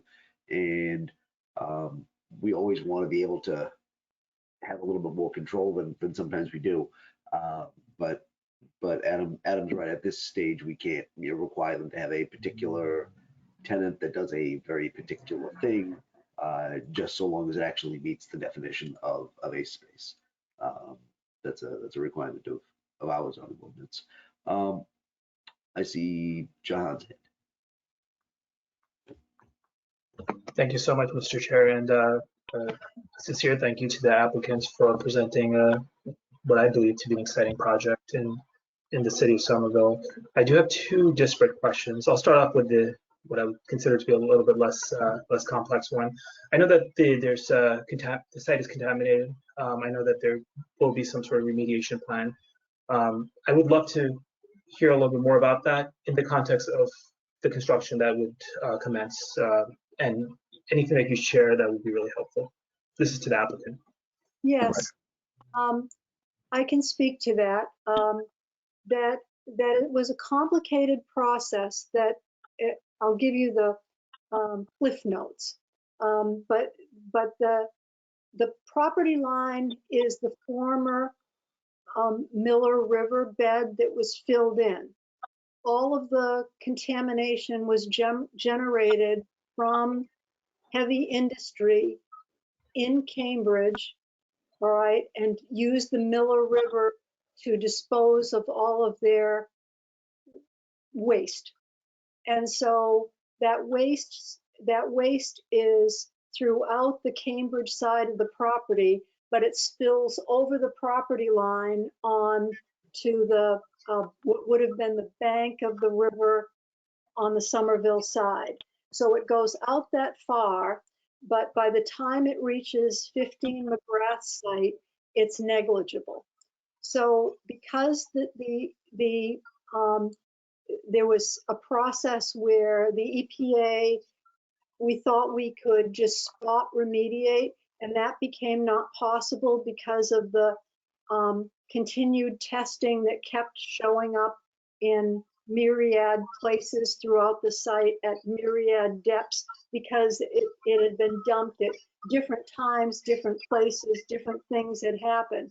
So ultimately it was determined that what we would do is take the site down to technically clean, less than 1% contamination over the full site. And so that will mean a lot of contaminated dirt will be leaving, but it leaves Somerville and Cambridge here with a totally clean site with no activities used. And activity use limitation on the property. The expected timing to be able to do that is we think that if we hit with the right weather stretch of the year is a 6-month process before we can backfill and start foundation work. Is that complete enough information? Through you, Mr. Chair, absolutely. I think that's very, very helpful, and I think it provides additional insights to the contamination matter. The second question that I have is a little bit more complex, and let me preface this by saying that I really do commend the applicant for taking on what I consider to be some complex challenges here. You know, there's the property line issue between Cambridge and Somerville requiring approvals. DOT was mentioned earlier. I know there's also the collaboration with 15 McGrath Highway, the lab space. And this question could be either directed towards the staff or the applicant. Either one is welcome to answer this. What I'm just trying to be mindful of is that we're going through this review process from the Somerville perspective, and that's great. And you know, I certainly understand the geographic bounds that this board is operating under. However, once this process goes to Cambridge, and if there's a scenario where Cambridge, their authorities will propose something that, again, this is hypothetical, that may have impact to the entire structure, maybe it's a design thing, maybe it's something else. What is the process at that point if it so arises? Will we get an update? We as the Somerville Planning Board get an update? Will staff receive an update? And again, maybe it's anticipatory and it may not occur, but I'm just curious simply because of the property line matter between Somerville and Cambridge. I can answer that question. The permitting required in Cambridge is only for the use hotel. And unlike Somerville, that condition is determined by the Board of Zoning, the BZA in that community. So we have nothing else before them but that use. They've approved that use 2 times before. And so we're expecting it to be an acceptable 1 meeting reaffirmation that they like the project and we can proceed with a hotel use there. I think if there's anything that's going to be discussed, it's probably discussed with between transportation departments. Do you know what I mean? That's the piece. So it would be the Cambridge Transportation Department and the Somerville Transportation Department and the other agencies that I mentioned earlier, all agreeing on what happens along that street frontage and with the path and the crosswalks. So that's very helpful. Thank you so much for providing that context. And I think, you know, again, my question was not intended to create any alarm. I mean, whatever happens on the Cambridge side is certainly not under our purview. We just wanted to make sure that if there is a drastic change, we would be notified in some manner. So I think you addressed my question. Yeah, I'm fairly confident in what I'm saying, but you would certainly be notified immediately if there was something that needed to be addressed. Well, right, and that's Adam Dash. I mean, obviously, if Cambridge said I want it to be, you know, 30 stories and painted purple, you know, we would have, and you approved this, we would have to come back for a revision for the Somerville approval. Right. Although that's, as Chris said, the approval in Cambridge is much lesser than the approval in Somerville. So I'm not, and we've been talking with Cambridge all along through the process, including their transportation department. So they know what's coming. Great. Thank you. Thank you very much. Purple building. Thank you so much. And thank you, Mr. Chair, for letting me entertain these questions. Yeah, Michael. Thank you, Mr. Chair. I also want to kind of echo Member Habib's comments around your patience going through all the permitting complexity. I do appreciate, you know, you staying strong on it. This is a great development. It looks really attractive to me from the street. I also appreciate all the arts, although it is a requirement. I think that you're taking it seriously, and that's also greatly appreciated. So I had two major categories of questions here, and I'm going to try to be as brief as I can. The first is kind of more transportation focused. So I first want to touch on the ask for relief on the parking standards. So kind of expanding on that, you know, I would expect more rideshare drop-offs at this site. Can you just quickly, maybe on the screen, show me with a mouse what a Lyft or an Uber drop-off might look like, and why you think that might not have an impact on the bike path? I'm sorry, Chris, you want Lorenzo to take that, or are you taking that? Who's taking it? I was going to say, is it you or Lorenzo? Well, there would be no queuing on Route 28. Everything would be queued and managed by valets inside. They're trained to help people disembark fast and move off the site. So Ubers would pull up, drop off, and move on. And hotels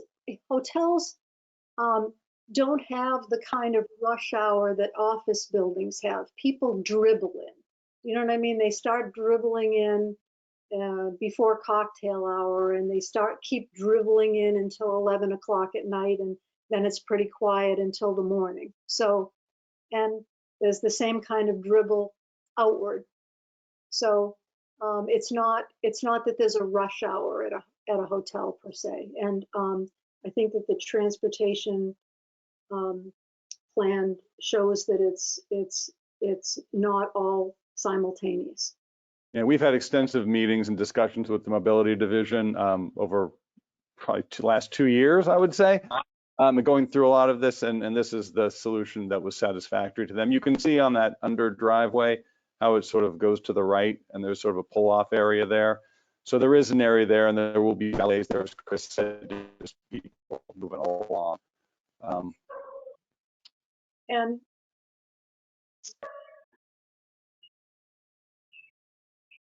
Okay, thank you. I appreciate that. The next one is still kind of in that same vein. So I would expect a decent volume of people to be coming from the community path to the highway, especially cyclists. That's going to be a very obvious pathway, right? Can you kind of talk me through what that interaction might be as the biker would kind of be heading down the ramp towards the highway when we aren't quite certain what the final design is going to be for the bike path there? So let's just say, for example, the timeline takes long enough with the DOT and the remodification of the highway there, such that you are ready to move forward with construction. You put in the sidewalks, you know, you kind of lay things out as is. First, you know, is there a risk that someone's going to kind of come riding down the hill and, you know, not be able to see around that corner and accidentally clip a pedestrian? And the second is, are cyclists going to be tempted to use the sidewalk to continue back onto the westbound direction here? I can start, and maybe somebody else can chime in, that the path comes down and it flattens out towards the end. It's not at a steep grade pitched all the way. It's steeper, and the bend helps slow down the bike movements, and then it flattens out towards the bottom. There's no final determination what will happen right at the end of the ramp, but everybody on that larger group of people is aware that that needs discussion. In front of the hotel, it's a two-way cycle track, so that's why it's raised. And so the sidewalk will be separated from the cycle track, and then they're not separating at the time being, at least I haven't heard this, they're not planning to separate cycle traffic from pedestrian traffic in any really significant way crossing Route 28 until there's a connection moving straight ahead, until the Grand Junction path happens, but there'll be a separate, I think, painted, and I'm speaking of one version, a little bit of paint differentiation on that crossing for the time being. Yeah, keeping in mind that these improvements are off of our site and within DOT and the city of Somerville and the city of Cambridge's purview, and we're facilitating this, but we're not fully designing it ourselves. So we are in on whatever those folks come up to do, and we are going to construct the building and have space for that path as we are showing, and how that path gets, integrated into the streetscape is really more of a DOT question than it is an our question, but we're making sure that that is not precluded in any way, shape, or form. That's great. And I do, sorry, go ahead. To be clear, I just want to say that the developers of 15 McGrath and the developers of 1 McGrath are committed to paying for the design and the installation of this infrastructure. So in front of the property, yeah, in front of our properties, right. But as far as how it integrates in with the streetscape is really the DOT has to build that and design that. That's not really for us to tell them what to do. But we're all in on it, they're in on it, and we're in on it, and everyone wants it to happen. So we've been meeting extensively during the course of this whole process to make sure that where we put the path is where it needs to be, which is, that we've got, because we need to know where our building goes. Off-site, the rest of those improvements, we'll look into it, but that's not for us to design. Sure, and I appreciate that, and I appreciate the fact that this is a huge community benefit, right? Like this really is going to mean a lot to folks who are trying to commute through this area. So I do really appreciate that as well.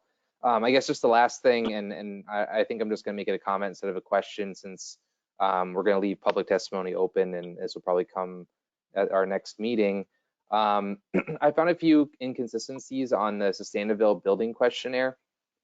Specifically, I want to draw your attention to section 3.7 and section 5.4. I also would love just kind of a recap and just a double check of your proposal around your green vehicle credits, since I think at some point in some time in the application it talks about no EV chargers being used, but then later on you've got kind of credit for that. There's also some comments in there about the renewable energy being consumed on site. I think this is an awesome thing, and I really appreciate that you have the intention of kind of making this a net zero facility. Just would love to learn if there's any more kind of substance you could kind of put behind that commitment as we kind of see you guys again. But at a high level, I do appreciate the fact that you are scoring very high on the sustainability score. I think it was an 83, which technically should be considered a platinum level building, which I commend you for. I just want to make sure that we've got kind of all the details kind of hammered out and that they're consistent. I'm sure we could, answer any of this question. I should know we have, again, with the city departments, we've spent a lot of time with the Office of Sustainability and the Environment and received their approval. They've made comments, we've made changes, and we have received their, certificate of required materials to be before you tonight in that regard. So they've checked the box. But certainly, if you have specific questions to those sections, I'm sure we could, address them. Thank you. And again, they don't need to be addressed tonight. So thank you for your time. And that's all I got tonight. Aaron, are we ready to revisit you? Yeah, I'm here via telephone, Okay. hybrid. So we're not even relying on the computer microphone working or not, just good old phone. I maybe have a couple questions. One, a little more strategic, sort of following up on Jahan's earlier question around some of the environmental impacts. And I guess before I get to that, I'd just like to echo everybody else's sort of comments. This is a really nice looking project, and yeah, thanks for sticking with it. I mean, working with 2 departments in MassDOT, 2 cities, the NEPA, probably also EPA, definitely good for you guys sticking with it. It looks like a really nice project. And sort of my question is actually pretty high level, right? Considering some of the hidden environmental impacts that you guys found while doing the initial planning of the site, requiring a couple of redesigns and coming back, how confident are you guys at this point that you've sort of uncovered all of those maybe hidden things that would cause you to need to redesign at this point? Like how comfortable are we at that? What we're approving here is really going to go forward. We're not going to hit a snag in 6 months' time or so. Our commitment to the EPA is that we go down until we find nothing, and that it will have no AUL. So we'll be in the same place with a big hole one way or the other, but the EPA is requiring us to test along the way. Okay, yeah, that's actually, helpful just to understand sort of the context of where we're at, and just thinking about some of the community benefits that are coming out, like the path and nice hotel concept and nice ACE space.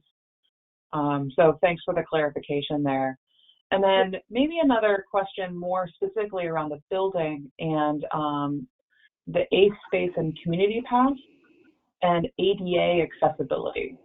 So how the gradient of the path ramp, I know it's not still fully designed, but could you maybe comment on ADA accessibility requirements? I know it's primarily for bicycles, but I imagine walkers or non-bike traffic from the community path may take it.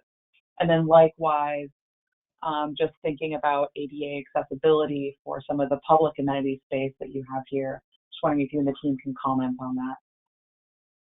So I can comment. This is Michael from Allen and Major Associates. Turn on my camera for a minute. There we go. So ADA access, pedestrian-wise, the front of the sidewalk and the pedestrian access in both parts, both the covered and the revolving door area, are set level. So those spaces are accessible. The fact that we have a full 100% valet scenario, we don't have to provide dedicated handicap spaces. So we have sufficient room for someone to pull off out of sort of normal traffic in the covered area, disembark, get into the hotel, and then their car is parked for them. Relative to the promoted cycle track, we did look at that, and that's sort of how we came up with this alignment. You'll notice that it does go in an L pattern. We did look at grading, and the corners where you change direction will be set level, and then the ramp in between will be slightly less than 8%. So it will be a ramp scenario. We will have handrails on both sides because it will be elevated, but it will be able to be walked. It does sort of lessen. So as it turns the corner behind the building around where the transformers are, that starts to get less. And we're about 3.5%, 4% grade as it comes down behind the building. So that's basically a glorified walkway as you come in the back there. Mm-hmm.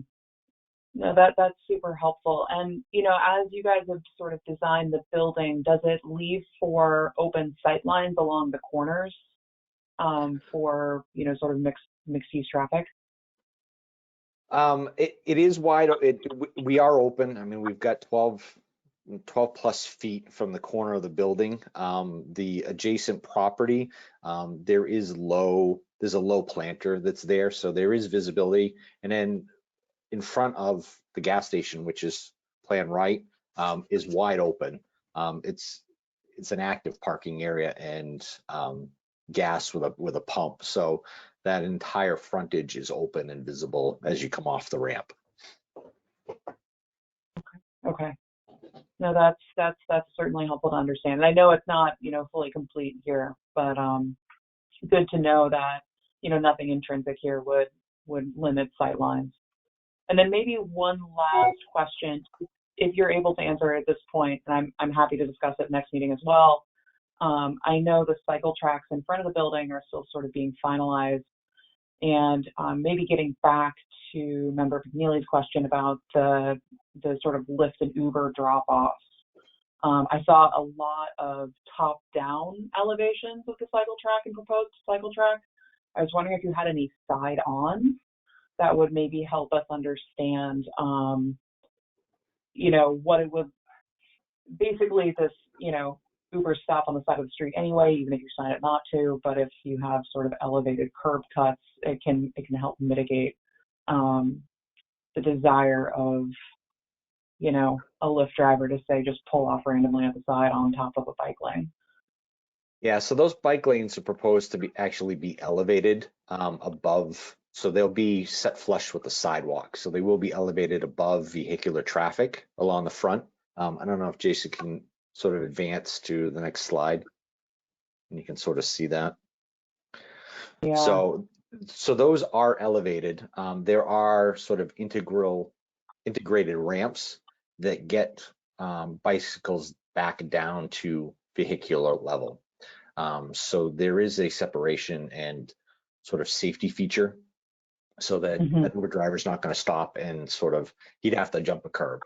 That's not to say that that can't happen, but at least they are protected by being elevated. As for our site, we have a single drive in, but our driveway widens out substantially in front of the guest drop off. We can get almost 3 cars wide. And then there is additional stacking queue ahead of that, which is more than 2 cars wide.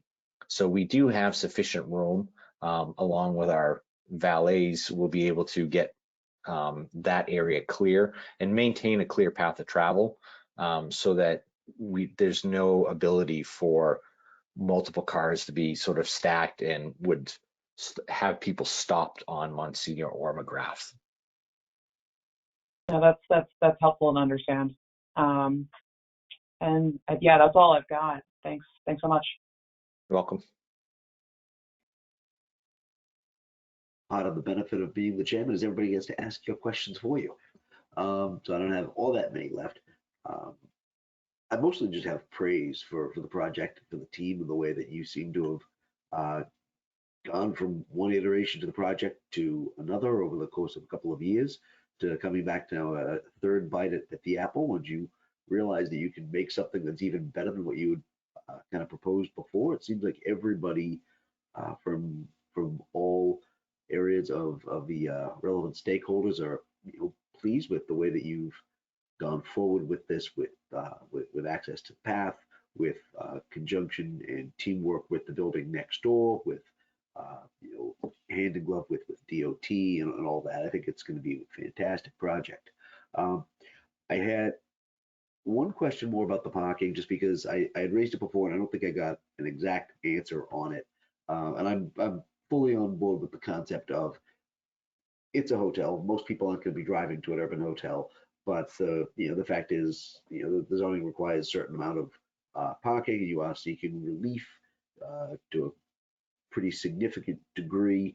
I know you said that there was going to be some guaranteed spaces for you at 15 McGrath, and then some perhaps overflow at night. I'm just curious what the numbers of that overflow looks like, because my concern is, they just experienced it going to a hotel myself, is the valet was full and I had nowhere to go, and I had to go quite a ways away to find a place to park my car and then Uber back to the hotel.